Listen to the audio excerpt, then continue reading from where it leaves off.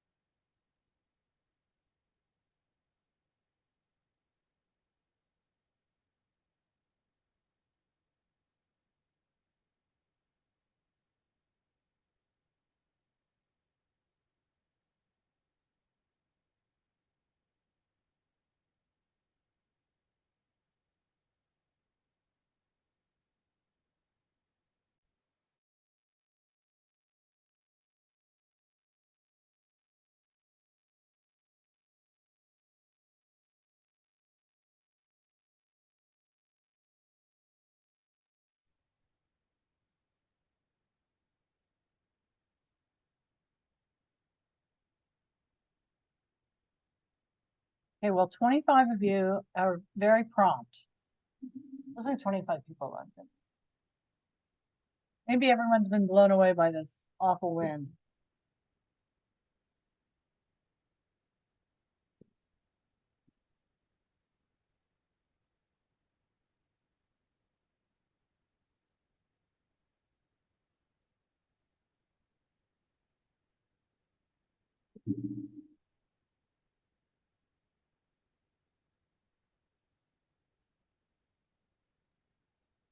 Okay, we're going to go ahead and get started, and then anybody else who jumps in, just jump in. Thank you guys very much again for joining us tonight. This won't take that long. We'll probably be done by about 7 o'clock.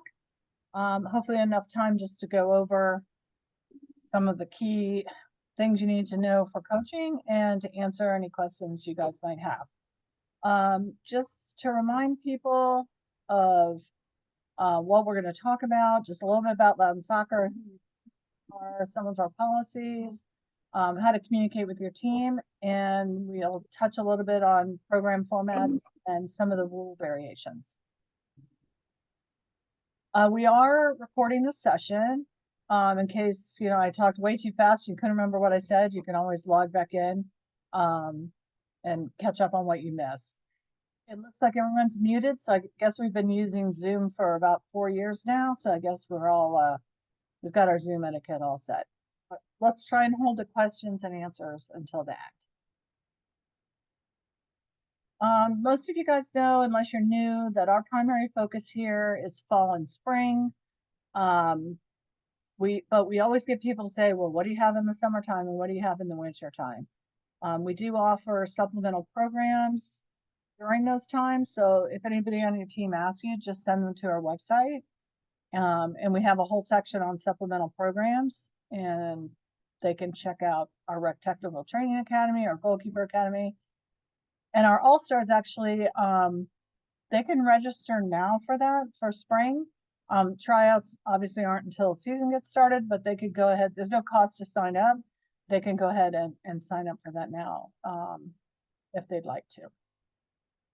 I think our spring break camp might be getting full. So if anyone's still interested in that, I don't know if we really have space or not, but let me know if you're still interested. Online coaching support. Okay, so I know there is a lot on our website, and I'll be touching base on this in a little bit, but just to let you guys know, we are changing service providers, both our online registration and our website. And that is slowly happening. We've already started it with travel, and it will start with rec. It's already started with summer camps, but the next rec registration, which will start in May, will be with something called Playmetrics. And so you'll see a whole new website design. We are aware that our website has a lot of information on it, and sometimes it's hard to find. But let me just quickly, I'm going to jump off of here for a second and jump over to our website. Can somebody give me a wave or a thumbs up if you could see our homepage? Make sure you guys are, they'll see that. Hold on. Oh, okay, great. Thank you guys. Love it. So where you want to be looking is under Rec Coaches Info Center. And like I said, there is a lot of information on here. So it requires a lot of scrolling around. But for example, down here in the lower right, it's got all the abridged rules, it's got reminders, the coaching manual demo, which happened last night, session prep. So you might want to just, on a rainy day, sit and go through all this, and it will really help you. That's a really, this is a key page for you to know. The other coaches screen is the coaching education page. This gives you like session planning ideas for your training session, team management documents, all good things to know how to get to. Okay, great. Okay, hopefully some of you already come by and picked up your equipment. We had to do things a little differently this year. Instead of the weekend pickup, we're doing weekdays here in the office. Ashley's here every night till 7, but tomorrow is our last official weekday pickup. We will be in the office next week. So if you were unable to come by this week, just shoot your whoever your contact is, like if it's me or if it's Michaela, it goes by Mac, ping Ashley, and just say, hey, I want to come by Tuesday. Is someone going to be there? We're not off next week except for Friday. So if you do want to come by, that's not a problem. And hopefully some of you went to the coaches clinics. I think there's another one tomorrow. We had some last night, and I think we had 60 some signed up and maybe 25 attended. Maybe the wind and the cold kept some people away. Okay, so we're going to talk about team rosters next. I always love when I say rosters may change over the course of the season because they've already changed. So if you logged in the first day we posted rosters, which for Rec 2 was last Friday, I would suggest logging in again because you know what happens the minute I post a roster. Somebody's not on your team, a parent wants to be on your team and isn't on your team. And so obviously if we can make changes without disrupting too much, we do. So just keep an eye on your roster. The bad part about the system that we're not using anymore is it won't automatically notify you when we make a change. So just kind of keep an eye on that for right now. Things are kind of quieting down, but I'm sure what will happen is once you guys start send your first welcome email out, if you haven't done that already, people are gonna, this will continue for the next week or so until you guys get out into the field. Only players on your official roster may participate or play with your team. I know sometimes, your neighbor kid forgot to sign up and they want to come and play with you, but they're not covered with our insurance. So if there's someone that wants to join your team, have them reach out to me or Ashley and we can let them know if there's room. I will tell you, we are very full. I can't remember a season when we've had this many players. So it would be strange if we had room. I think we have room for high school girls. That's probably about it. So definitely don't promise anyone a spot, but direct them to me and I'll see if I count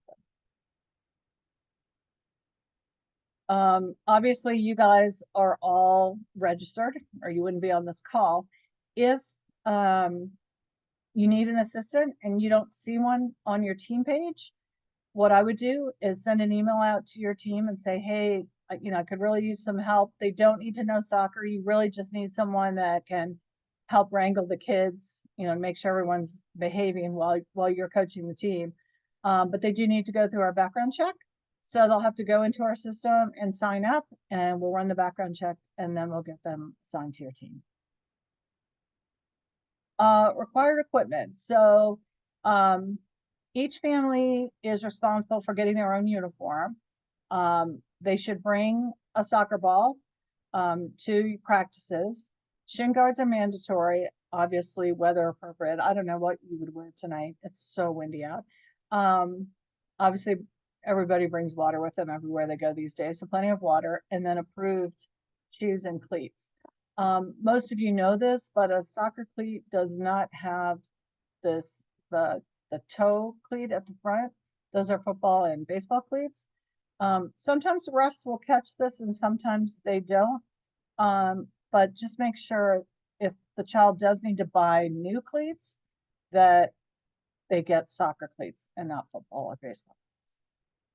Oh, and I get questions every year about jewelry and casts. Jewelry, earrings have to be removed. They can't be taped. Again, some refs, they don't look at it and they let it slide. And then you get to the next game and a ref says, hey, you can't do that. But it is a rule. Hard casts, if a doctor has approved for a player, like they can go ahead and participate as long as it's padded and fully covered and the ref feels like it's safe for that player to participate, they can do so. And you can always check with me on that if you have questions. Dick's Sporting Goods, who's one of our sponsors, they're having their Dick's Sporting Good Days. It's March 29th through 1st. There's an extra discount in the store. So you can go in and get equipment for yourself, or players can go in if they need those cleats or shin guards. It's a good time to go shopping. Uniforms. Okay, those of you know, in the fall, we switched to Adidas. And we use an organization called Soccer Post. And all uniforms right now currently have to be ordered through them, and it gets delivered to the customer's home. Now, they have just opened a store in Leesburg over where the Walmart used to be. I think that's Edwards Ferry Road, Fort Evans Road. It's over like where the public house and yeah, it's Edwards Ferry Road. It's back in there. Anyways, they just opened last week. If you go in there, they're not going to have our uniforms. But eventually the hope is that they will have uniforms. And then as customers, you can either still buy it online or you can walk in the store and pick it up. But they do sell other soccer related items too, so you can go check it out. Okay, just a few safety reminders. Heading, there's no heading permitted from U11 to and younger. U12, it's supposed to be and up, it's supposed to be limited. So that's basically 6th grade. So for this group I'm talking to right now, only the 6th graders should be doing limited heading. This is what will happen if they do head the ball during a game. If it's intentional, there'll be an indirect free kick. If it's unintentional, it's a drop ball to the opposing team. Concussions. As you know, in the last few years, concussions have really been taken more seriously.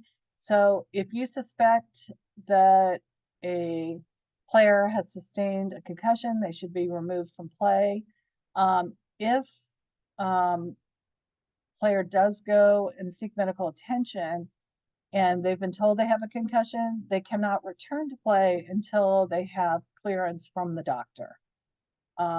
There is information on concussions on that info center that I just showed you.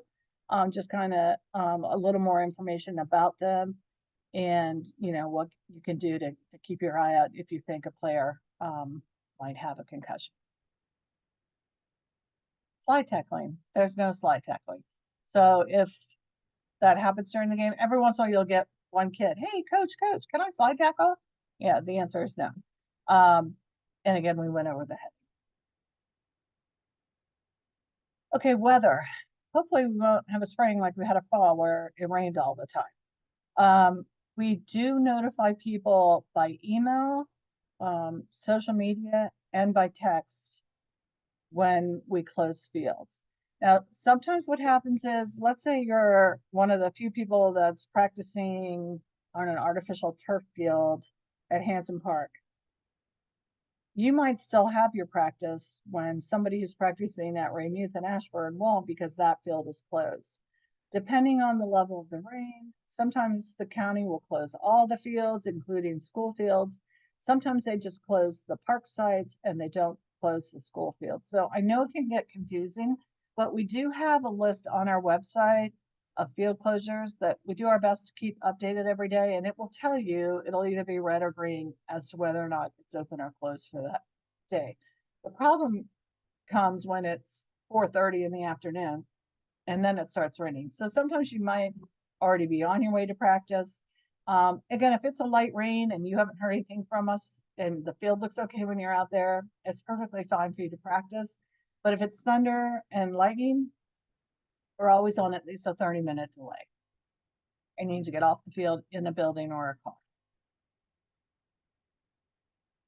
Team communication. So the head coach is the primary point of contact with the team. And why we state that is sometimes what will happen is if you're the head coach and you have an assistant or a team mom, maybe you have 2 or 3 assistants, and they're all emailing, even with the same question or different questions, sometimes the messaging can get kind of confusing.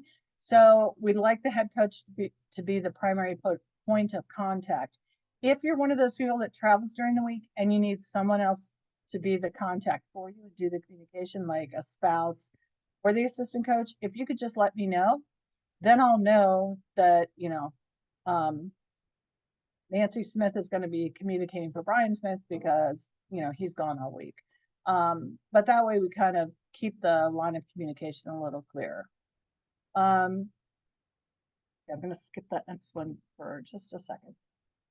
Okay, so our important dates that we're looking at, we've already released the rosters.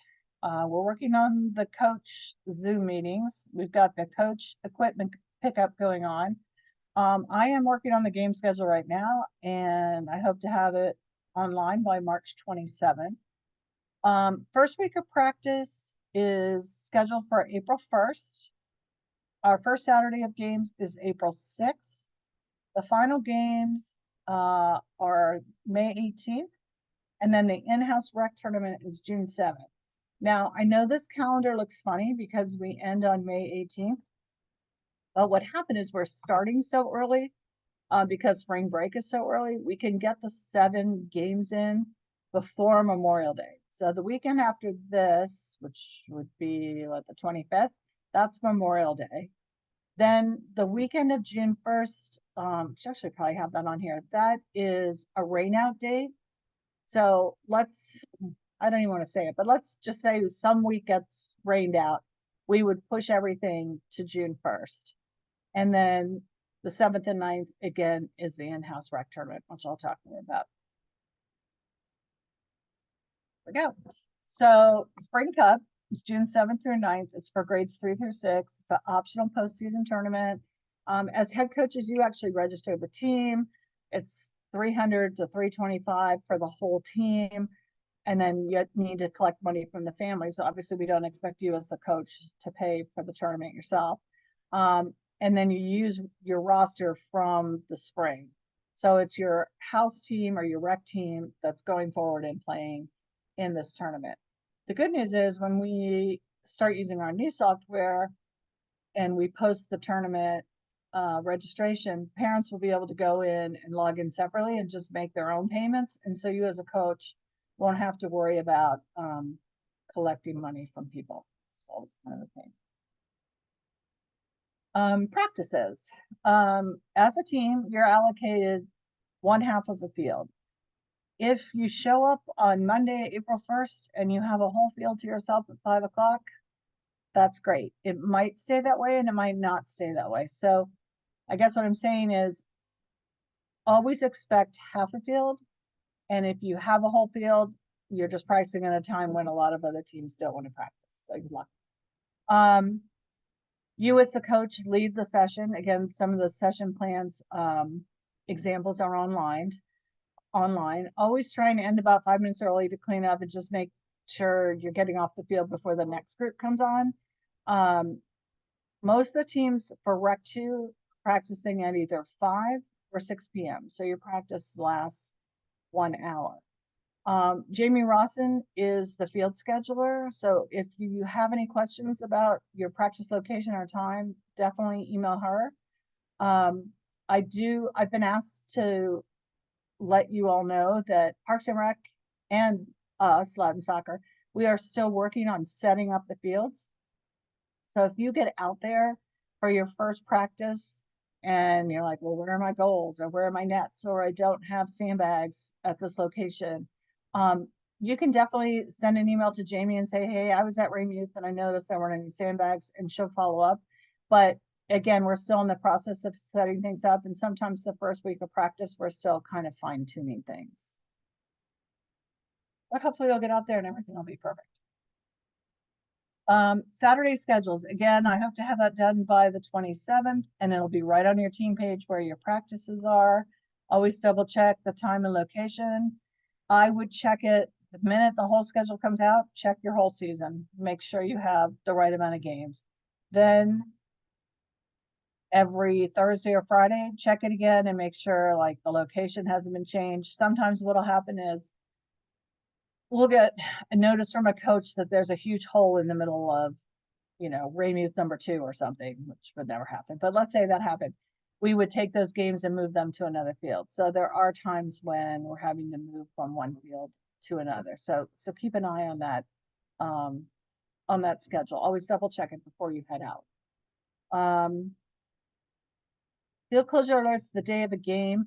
Carol and I hate it when it rains on Friday nights and it's not raining on Saturday because, again, we have to wait until Parks and Rec makes the call on the field. So sometimes we don't know until like 7 o'clock the next morning.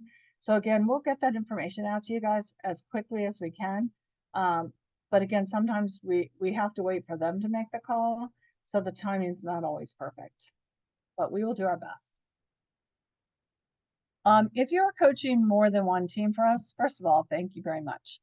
I will, when I do the game schedule, I go in and click this little button that says, hey, this guy's coaching 3 teams. And it will tell me when there's a conflict, but it's not perfect. So if you're coaching more than one team, when you check your schedule, double check for conflicts and let me know right away if you have a conflict, because I would much rather fix it like right away than wait until the day before game. So yeah, let me know as soon as possible. I mean, we do make mistakes. Game day, what to bring. The coaching equipment, this is everything you've picked up from us, your first aid kit, your game ball, your cones, scrimmage vest. Scrimmage vests are good to have because sometimes teams will show up and they've both worn the same color. So it's always good to have vests, you know, so that you can get out there and not have to worry about, hey, can you talk to them, Carol? Sorry, we just had some people come in. Just to make sure that, you know, you're not both wearing red. Okay, so pregame uniforms. The home team wears red, away team wears white. You know, if I was coaching, I would tell my team to bring both jerseys with them just in case. Again, you've got the pennies, but you know, it's better safe than sorry. I would have my players arrive, you know, 15 to 20 minutes ahead of time, and especially depending on the location. You know, sometimes the parking lot's right there, other times you've got to walk, you know, 5 or 10 minutes from your car. So make sure your players know, you know, your game's at 4 o'clock, you know, maybe you want to tell them 3:30, and then they'll definitely be there by 3:45. When your game's over, or actually before your game starts, make sure the team, you know, don't crowd their space, let them get out of the way. But on the other hand, when your game's over, try and get your families to depart quickly so the next game can start. When you're warming up, please avoid using the goal area and the penalty area. You'll notice as the season goes on, those, when you're on a nice field, everything's green except for the area right in front of the goal. So if you'll warm up more towards the middle of the field, it'll save the grass in the goal. Yeah. Just make sure you greet the referees and the opposing coach, confirm everybody knows what they're doing, and you know, just be positive and everything will be great. As far as lining up when we're playing, you want to make sure that, you know, team A is here, team B is here, and on the other side or where, you know, your parents are sitting. So you're not on the same side. If you're coming up from, you know, if you haven't played with us since like kindergarten, you know, sometimes everybody's kind of all over the place, but this is more, you know, more official. Team A, team B, and then parents on the opposing side.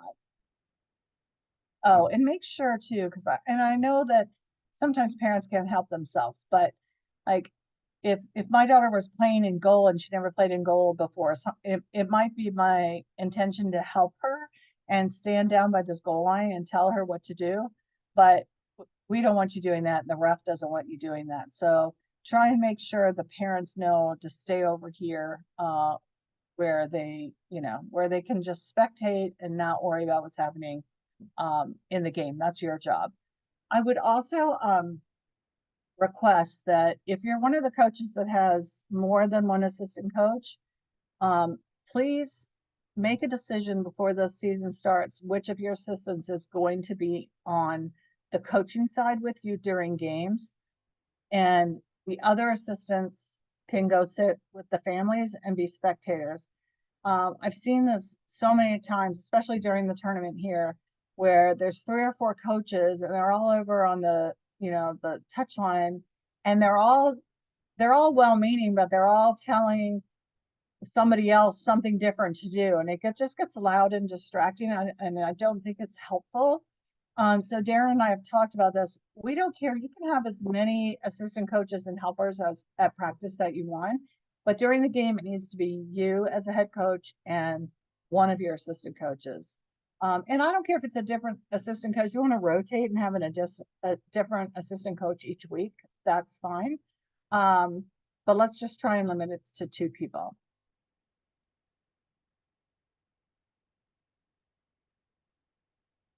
Okay, so there's lots of rules in soccer. You've got the FIFA laws that get revised every year. You've got youth soccer laws, and then you have our abridged rules. So yes, it's great to know all the FIFA laws, but what you really need to know is you need to know the abridged rules, and you need to know the playing formats. For example, if you are coaching grades 3 and 4, you're playing 7v7. That means 7 includes the goalkeeper. So it's 7v7, you're playing 4 10-minute quarters, you're getting a 1 to 2 minute break in between the quarters, and you're getting a 5-minute break at halftime. And you don't have to worry about this time. The ref will tell you, but let me tell you, it's not going to be exactly 10 minutes. It's going to be, what'll happen is when it gets close to the 10-minute mark, he or she's going to blow the whistle for a break, because what they're going to do is wait till the ball rolls out, or there's some stop in the action, and in between the first and second quarter, and in between the third and fourth quarter, the restart will be wherever it ended before. For example, it's the end of the first quarter, red kicked it out, so the ref's going to blow the whistle, you're going to have your 1 to 2 minute break, then you're going to restart with the other team's throw in. And then at halftime, you're going to have your 5-minute break, and then it will be a kickoff, which it'll be the team that didn't kick off the first time. So I know that sounded really confusing, but it'll make sense once you get out there. Keep in mind our 50% playing time. Players who attend at least 1 practice per week should play at least 50% of the time on the field. And goalkeepers, what we want to do too is, so for 3rd and 4th grade, it's 4 quarters, so you're playing 4 different goalkeepers. And that's to give everybody the experience of doing it. For 5th and 6th grade, which we'll talk about in a minute, it's you're playing 2 halves, so you have 2 different goalkeepers. So just make sure that you have 11, 12, 13 players. You should be able to make it work. If you have a problem, you're not quite figuring out how to get everybody in the game equally, please feel free to reach out to me, because we do have, under this team management document, there is a section on how to do the rotation to get everybody in there with their playing time. And to be honest, if you have a child who's not coming to practice, what I would do, find out why he's not coming. Is it his parents work late, they can't get him to practice? Is he doing taekwondo and he can't come to soccer practice? So try and find out what the issue is, and work with that family. Maybe they don't have time for soccer and they can email me and request a refund and not worry about it. Maybe it's just the kid's been sick for a couple weeks. So before sitting him down and not playing him, try and find out what the reason is that he hasn't been at. I mentioned this, a goalkeeper position for 3 and 4, you want to play 4 different goalkeepers. As people always ask me about goalkeeper gloves, what I would do for this level of soccer is go to Dick's or go to Play It Again Sports and buy like a $5 or $10 pair of goalkeeper gloves and just keep them in your bag. You know, they're not going to kick the ball hard enough where it's really going to hurt their hands, but you know, they're playing goalkeeper, they want to wear gloves. But don't spend a lot of money on gloves. And same with if the parents, if they have a child who's interested in goalkeeping, same thing. They could just go buy an inexpensive pair of gloves, you know, until they get older. And the goalkeepers could just wear a scrimmage vest to distinguish them from the field players. Restarts for grade 3 and 4.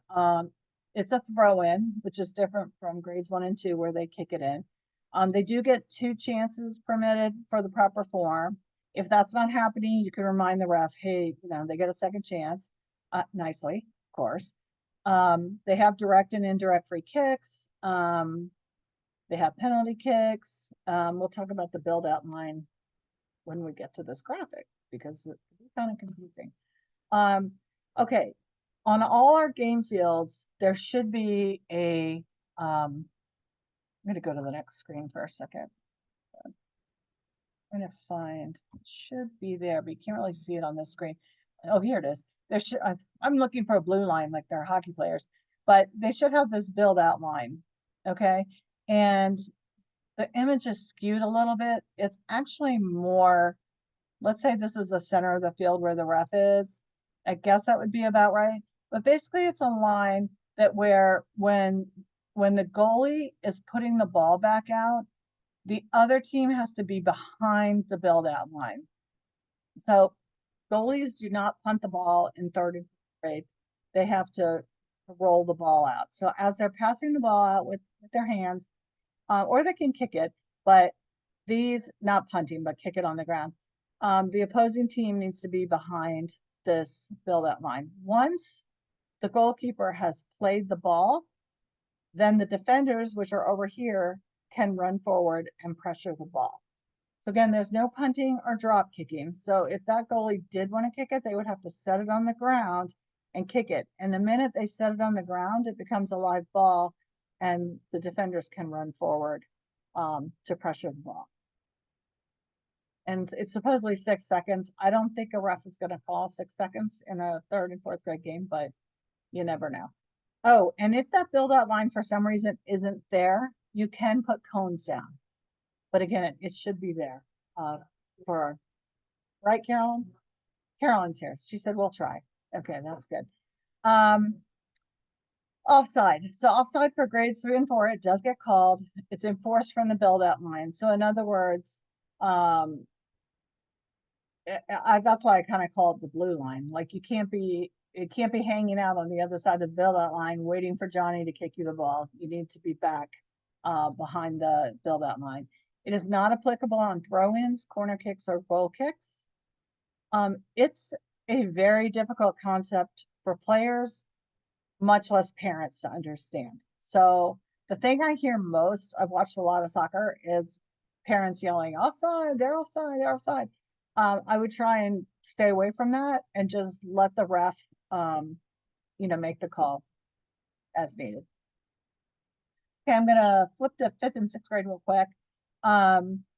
Substitution, instead of being made on the quarter, will be made at the referee's discretion on your team's throw-in, the opposing team's throw-in, if they are also subbing, any goal kick, any kickoff, injury or disciplinary situation, and at halftime. So there's a lot of time to get kids in the game.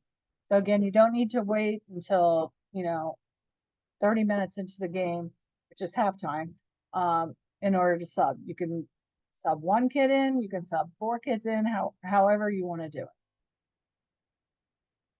it. Same playing time deal, 50% of the time on the field per game for the kids who come to at least 1 practice per week. Goalkeepers, at least 2 different players per game. If you want to use 4, if you want to use 5, you can. You just, if there's 15 minutes into the game, you want to switch, pull me from goal and put Ashley in, just have Ashley ready. She's standing on the line. Let the ref know you're subbing the goalkeeper. And sub the goalkeeper. Restarts. Again, throw-ins when the ball exits over the touch line, they only get one chance, they don't get two. Same other things, direct and indirect free kicks, penalty kicks. There's no build out line. It's just regular offside. And the goalies can punt. One thing I do want to say about 5th and 6th grade, I don't know if it's on one of the slides, so I don't want to miss it. So it used to be 5th grade was 25-minute halves and 6th grade was 30. We are changing that, and they're both going to be 30. It's just too confusing to have two different times. It will also, I think 30 minutes per half is a good amount of time to get all those kids their playing time. So make note of that if you're a 5th grade coach. Substitution, same thing we talked about a few minutes ago. Teams throw in, all the same things we just talked about.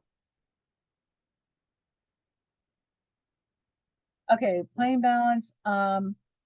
This doesn't happen a lot, and your teams are so full, I don't think this will happen, but let's say I showed up with my team and I was playing 99, I only had 8 players, and the other team had 16. I could borrow a couple players from their team just to at least get the game in. I mean, in Rec 2, we're not keeping score, we're not keeping standings. We just, we want the kids to be able to play. You can also play down if both teams only, like, let's say only 8 kids showed up for each team, which again, I don't really foresee that happening, but if it did, you could play 7v7 instead of 9v9 or 8v8. Let's see, player positions. Oh yeah, you're gonna have those kids who like, oh coach, I'm only a striker or whatever they call it now, or I'm only a defender. I would so encourage you at 3rd through 6th grade to just move people around and not to pigeonhole them, into a specific position.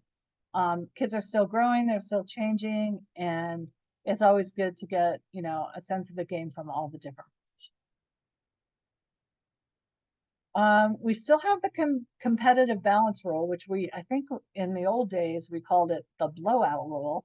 But basically what that means is when a team is losing by 4 goals, you can add an extra player to the field. And I will tell you, the ref may or may not be keeping track of the score. I know you are, and I know your parents are, and the kids might be too.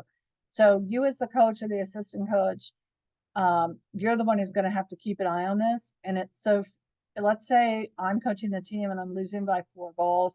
I might raise my hand and say, hey, ref, I'm down by 4. I'm going to put an extra player in, and they should wave the player on. When that deficit is reduced to 3, you have to pull the extra player off. So hopefully that won't happen to any of you, but just in case, be prepared. Referees, last season, I think, was one of the best seasons we had with ref coverage. Our ref program, I think in the last 2 to 3 years has really improved. But how we assign those refs is I put together the game schedule. I send it to an outside contractor who is a referee assigner, and they go out and find the refs. Grades 1 through 4, you will have 1 ref per game. So you'll have a center ref. Grades 5 through 12, we ask for 3 refs. We don't always get 3 refs, but we do ask for a center ref and 2 assistant referees. Sometimes referees don't show. They have a last minute conflict. They get sick. I had one ref last year during some tournament. They got in an accident out on Sigmund Road. So if a ref doesn't show, go ahead and play the game. Do the best you can to, ref it between yourself and the opposing coach, and then notify me that a referee didn't show up. If I know ahead of time that, because I'll get a report from the ref assigner on usually like Thursday night or Friday morning before that weekend's game, I'll get a note that, referees aren't on Raymuth 3 between like noon and 3 p.m. I will do my best to email you guys to give you the heads up so that at least you're prepared before you get to the field. And then maybe by the time you get there, they found the ref and we don't have to worry about it. How you can help with the whole referee cause is try not to yell, or I should say, do not yell or criticize them. Don't offer them advice. Just keep your focus on your team. Don't ask for their name. We know who they are. Say thank you to them after the game, and then notify Loudon Soccer about the referees, both the good news and the room for improvement news. And if you have kids or you know anyone 13 or older that wants some exercise and likes soccer, push them to certify so we can get more reps out on the field. You as the coach and the assistant coach, just be a model for, positive behavior.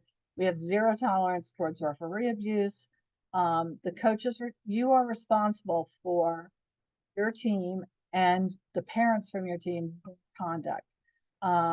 So we don't want any confrontations with other parents, just trying, things come up.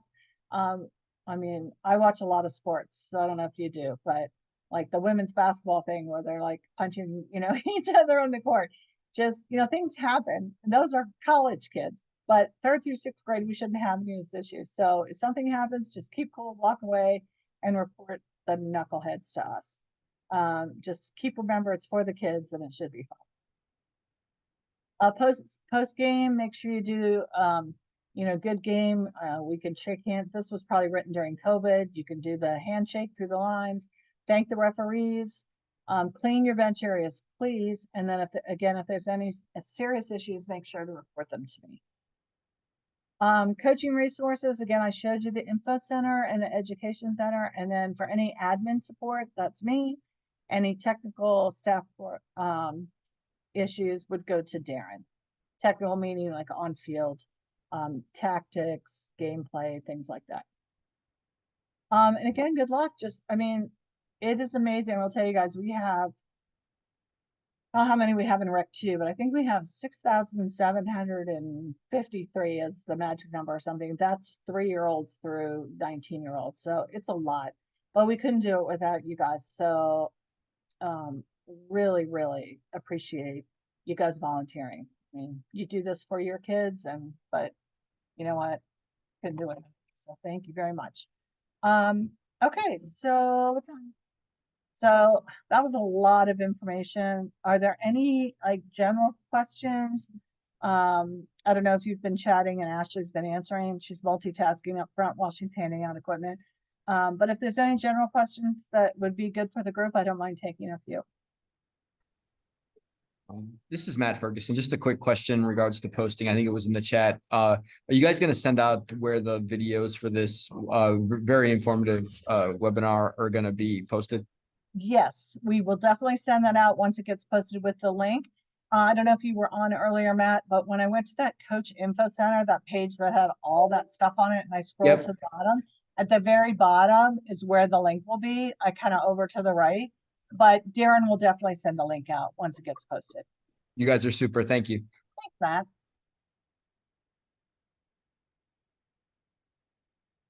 Anybody else? Hi, just to confirm, so for Rec 2 6th grade, to make sure that if 6th grade is playing against 6th grade players, they can head the ball. But if they're playing against 5th grade players, which was in the fall, then they cannot. Yes, but this season you'll be only playing 6th graders. Okay, perfect. Thank you. You're welcome.